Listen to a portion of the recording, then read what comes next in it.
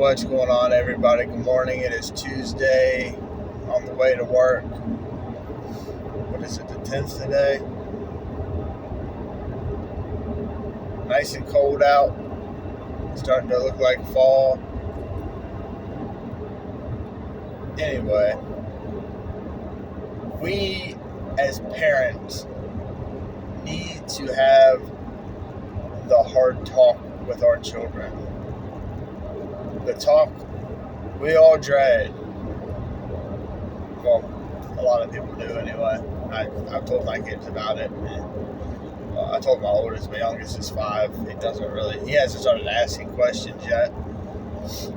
But we as parents, especially the newer generation parents, need to have the conversations with our kids. What conversation is that?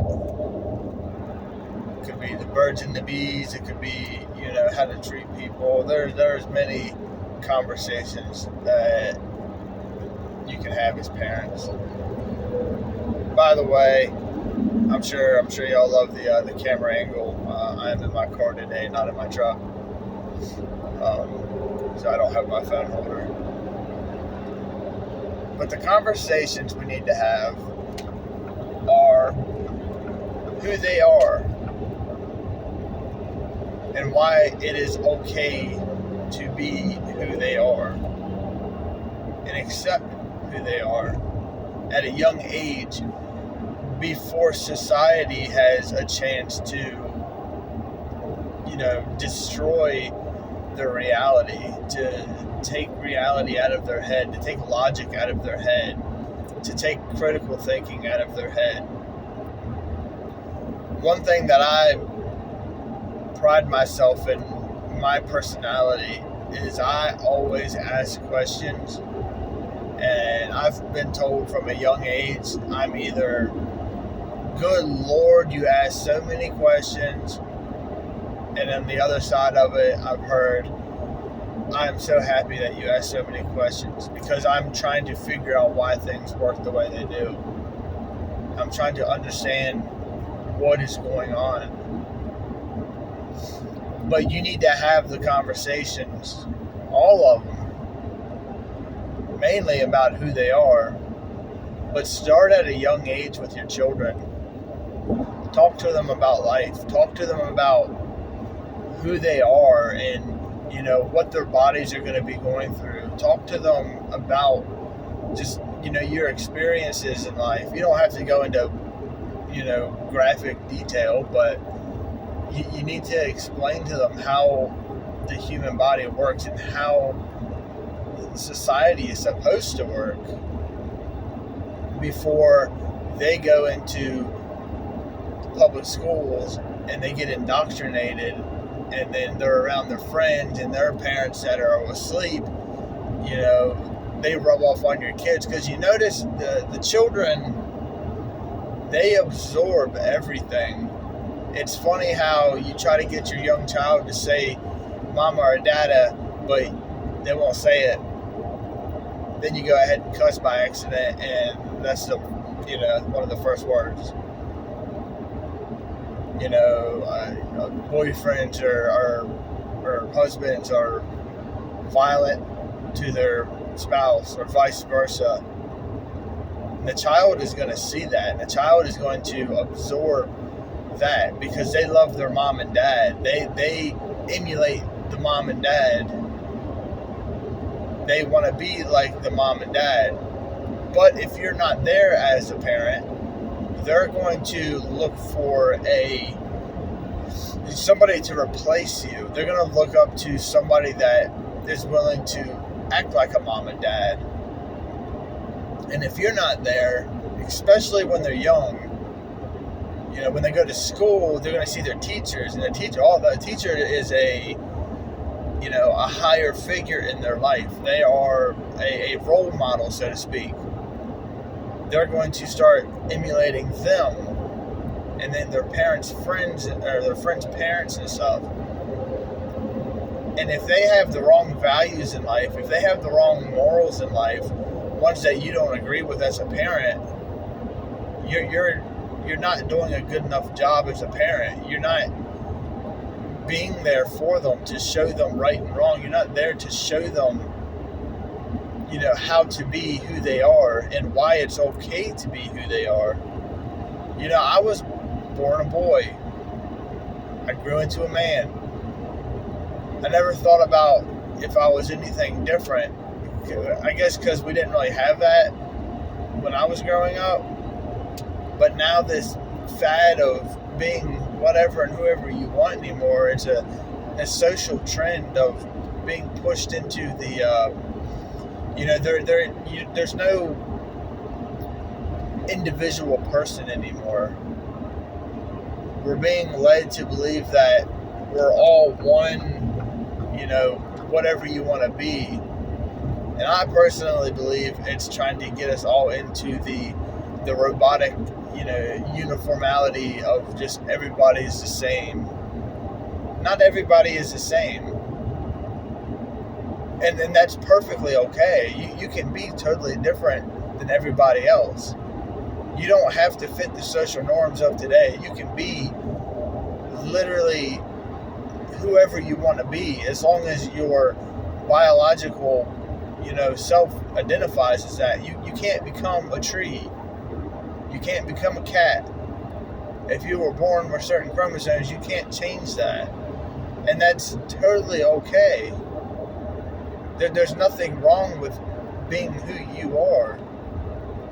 But you have to be able to teach your children to accept who they are. It's crazy to me to see people want to change themselves so bad because they're not happy with themselves. Because we're not teaching a purpose. We're not teaching people about value and morals in life. And look around. What is your purpose in life? What is your children's purpose in life? Do you know your purpose in life? And when we don't have a purpose, we start to cling to things that look like they have a purpose. We stick to things that, everybody else is doing it and I want to be part of it. Look at, the 40s, 1940s. Look what happened there. Look, it was 1930s, but look what happened in World War II. People wanted to be a part of something big and great, and look how that turned out. There was a movie called The Wave, and it was a social experiment to see if children would follow basically a cult. And they knew nothing about it. And it was the same thing, the herd mentality of people. They all wanted to be part of this big clique thing, and it got violent. It was actually a really good movie. But it goes to show how people act when there is no moral figure in their life. It goes to show how easily children can be manipulated. We got children changing their gender at 5 years old, destroying their bodies to where they can never have children. I've seen it as young as 5. I'm sure it's even younger than that. And what are we doing to our children? Why aren't we being there for them to have these talks? You don't have to be a winner every time. You don't have to be with the clique every time. You don't have to fit into social norms every time just to, you talk about peer pressure, man. And peer pressure for me was smoking cigarettes, smoking weed in school. That was peer pressure. Oh, you're not a smoker. Oh, you're stupid. Oh, that was peer pressure to me. Peer pressure now is, oh, you're straight. Oh, you haven't transitioned. What a loser. Like, today is peer pressure, and it's not just in school too. It's in work environments. Look at all this stuff, this social training that people have to do. And if you don't, you look down upon. You're not wearing a mask? Oh man, you're a grandma killer. And peer pressure is You talk about bullying in school when they say, "Oh, we need to get rid of bullying." Look who's the biggest bully of them all, man. United States government. But we have to pay attention to what they say. We have to follow what they say because they're, the overlords and they want to tell us how to live our lives. I say you need to stand up for your children and stand up for yourself, first of all. Stand up for God, but stand up for our children because in a couple generations, man, nobody's going to know or understand what reality is.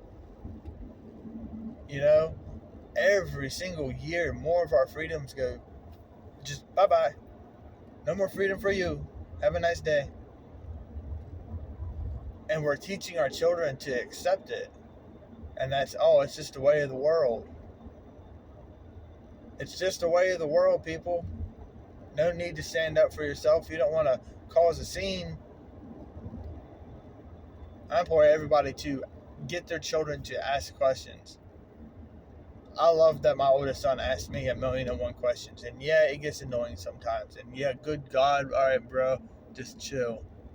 But I love it because he asks questions and he learns. And then he'll tell me some random off-the-wall fact that, bro, I don't think 80% of the population know. Like smart stuff too. Because I try to instill at a young age, dude, you need to ask questions about everything. You need to know who you are and accept who you are. And it is okay to be you. My son is not a football player. He tried it, didn't like it, wasn't for him. You like golf? That's cool, man. You need to get your children to find out who they are. You need to get them to understand that what they want in life is okay. But what's not okay is, messing with biology and playing God. That is not okay. We can't do that. We cannot mess with nature. Look, anytime humans have ever messed with nature, look what happens, dude. Crazy pandemics happen. Just crazy off-the-wall scenarios happen when we try to play God. Weather manipulate, everything that we touch, we destroy. And we're going to sit there and think we know everything about biology and how we can change it. Humans are idiots, honestly. But you can be an idiot as long as you're morally... we all know what morals are. We all know what is morally acceptable. Deep down, even if you all, want to believe something else, even if you want to say what's going on in society right now is acceptable, most people know in their heart that it is not right. You probably shouldn't do that. Most people know that murder is bad. And you want to try to justify it by, well, she can't afford a baby. Well, you shouldn't have done what you needed to do to make a baby in the first place if you can't afford it. If you're not responsible enough, why should society have to deal with knowing that you killed a baby? If you don't have time for a child, why should society have to step up and take care of your child when you don't want to? We need to start becoming responsible and talking about the hard things. We need to start